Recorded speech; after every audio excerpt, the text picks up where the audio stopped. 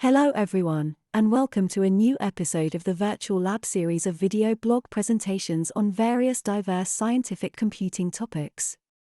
As you can see here, the topic of today's presentation is on how first principles simulations in computational materials science can assist in the investigation and analysis of the dielectric response properties of polymeric materials.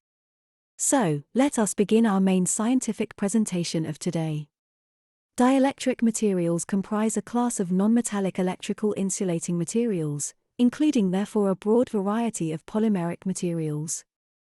They are defined as possessing an inherent permanent or induced electric dipole, whereby the molecular or crystalline structure of the material exhibits a division between positive and negative electrical charges.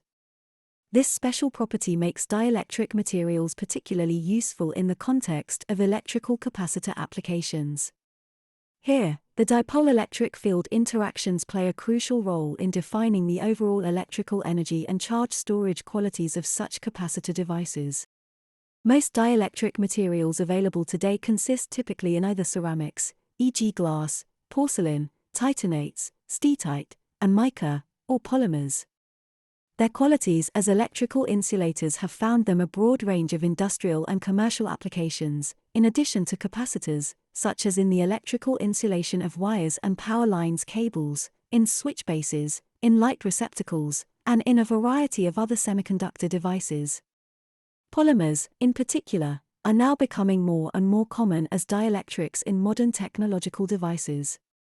This is largely a result of their easier processing, flexibility, manufacturing customizability, and better resistance to chemicals and other forms of environmental damage, compared to inorganic alternatives. Capacitors are electrical devices typically consisting of two parallel conducting metallic plates, across which a voltage difference is applied. This leads to the accumulation of positive charges on one plate, and of negative ones on the other plate. This in turn generates a uniform and unidirectional electrical field in between the two plates, oriented from the positive to the negative charge direction. Capacitors are typically used for storing electrical energy and electrical charge in this way. Their storage capacity is defined in terms of a property known as the capacitance C, measured in the units of farads, F. The relative permittivity, also known as dielectric constant epsilon R, of the dielectric medium filling the space in between the two plates, can increase such capacitance values.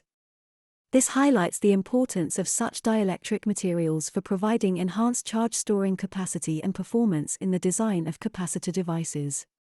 The relative permittivity of a material in essence defines its ability to become polarized in response to an applied electric field.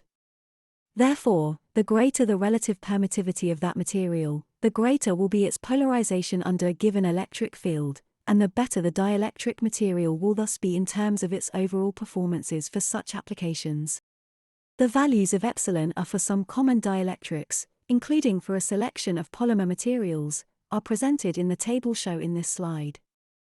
This table also includes values for the dielectric strength of the various materials.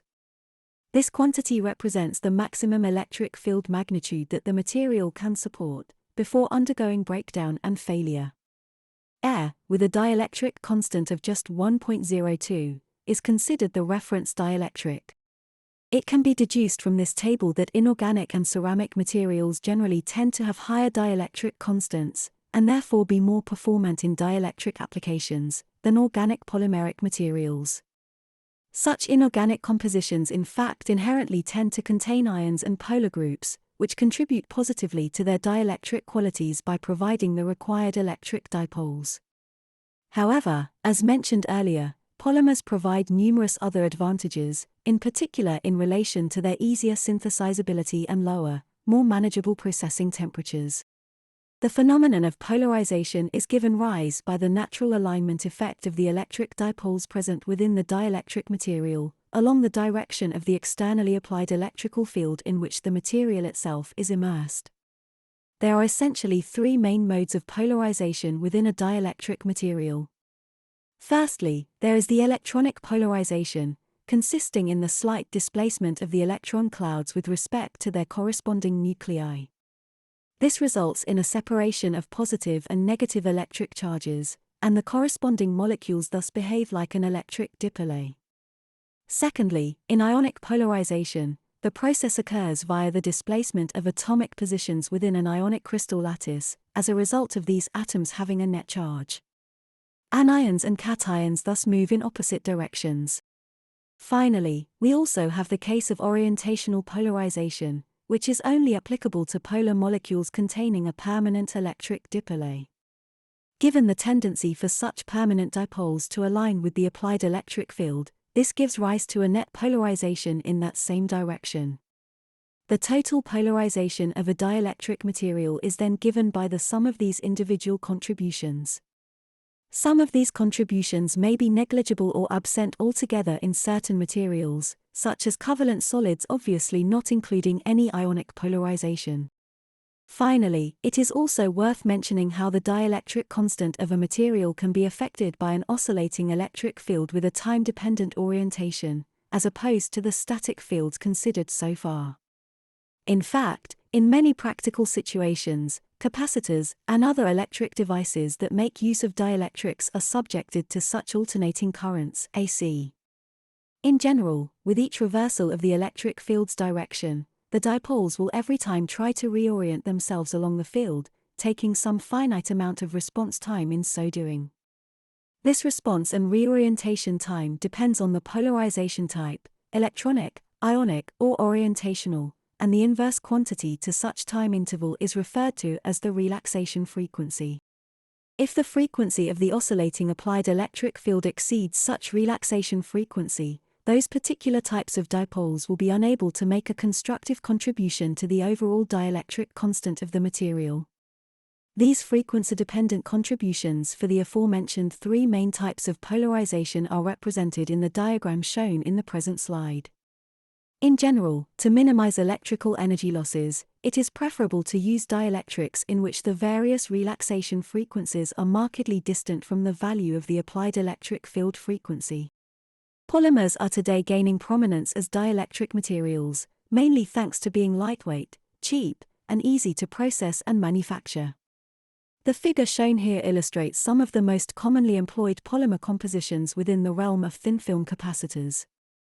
Polymeric materials can be both polar, e.g. PMMA, PVC and nylon, and non-polar, e.g. PTFE and many other fluoropolymers. This depends on the overall chain geometry and on whether the dipole moments of their constituent units reinforce or cancel each other. As a result of the presence of such permanent polar moments, the polymer's dielectric properties can be significantly impacted.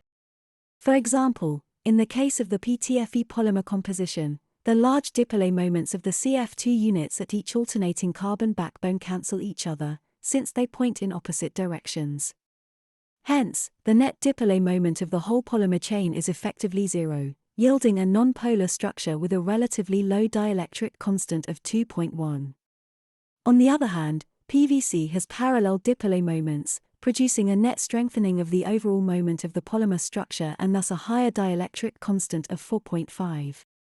Certain group structures and elements within the polymer chains exhibit a high polarizability, such as aromatic rings, sulfur, iodine and bromine atoms. Their presence is therefore likely to increase the dielectric constant of the corresponding parent material. In the context of aromatic rings, the pi bonding electrons around such rings are loosely bound compared to direct sigma bonds, and consequently get polarized straightforwardly. With regards to large atoms such as bromine and iodine, the surrounding electron cloud is similarly also loosely bound to the nucleus, due to its relatively large size and large separation distance of the outermost electrons. An opposite example would be the fluorine atom, which has instead much more tightly packed electrons due to its small atomic radius, and therefore low polarizability. Polymer dielectrics with both low and high dielectric constants have a wide range of applications in the electronics industry. A low dielectric constant makes the material suitable essentially for electrical insulation applications. For example, this can be useful for insulating signal-carrying conductors and communication cables from each other, for fast signal propagation, and as interlayer dielectric to reduce the resistance capacitance, or RC, time delays, crosstalk and power dissipation. In addition, such dielectrics are often used in dense multilayered integrated circuit boards, in which they act to prevent coupling and stray capacitance between adjacent metal lines, which could otherwise affect negatively the device performance. On the other hand, high dielectric constant polymer materials are employed as polarizable media within capacitor devices, as discussed previously, but also for facilitating the propagation or reflection of electromagnetic waves, and in other devices such as piezoelectric transducers, dielectric amplifiers or rectifiers, and memory elements in semiconductor circuits. The search for new polymer structures and compositions for dielectric applications has benefited tremendously from the advent of modern computational and data-driven methods.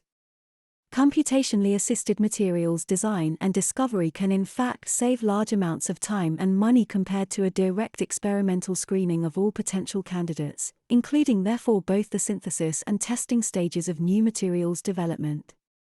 When one is aiming to discover new and advanced polymer dielectrics for energy storage capacitor applications, DFT can be particularly useful to predict from first principles, or ab initio, two crucial properties of all polymer materials, the dielectric constant and the band gap.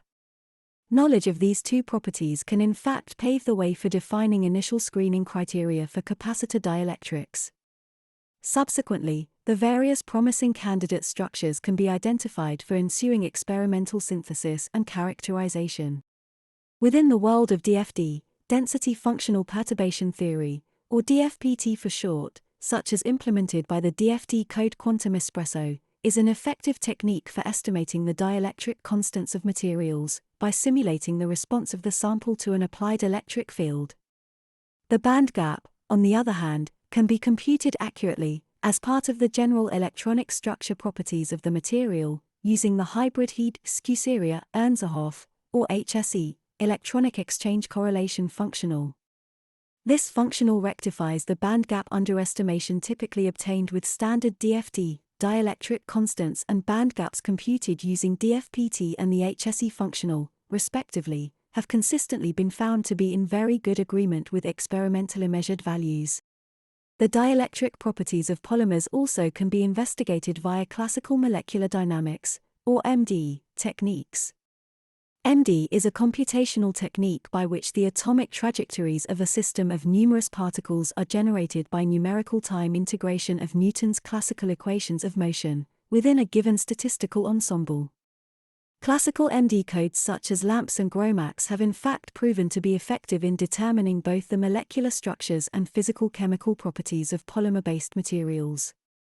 This depends of course on a judicious choice for the interatomic potential, otherwise known as force field, governing the conduct of atomic motion and interactions during MD simulations. GROMACS, for example, directly includes the feature to calculate the frequency-dependent dielectric constant of materials from the autocorrelation function of the total dipole moment. Similar functionalities also exist in the LAMMPS code, where the user can for example compute the temperature-dependent dielectric constant of a certain polymeric structure following an initial thermalization of the sample.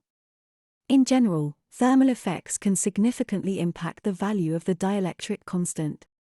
The thermal motion of the polymer chains, which increases with rising temperature, can in fact hamper the orientation and alignment process of the polar groups along the direction of the applied electric field, especially when such field is rapidly alternating. Hence, starting from ambient temperatures, we expect the dielectric constant of polymers to decrease in value with increasing temperature. Conversely, at very low temperatures we also predict the dielectric constants to be lowered, as a result of atomic chain motion becoming practically frozen and dipole alignment being thus made difficult. This brings us to the conclusion of our presentation. Many thanks for your attention.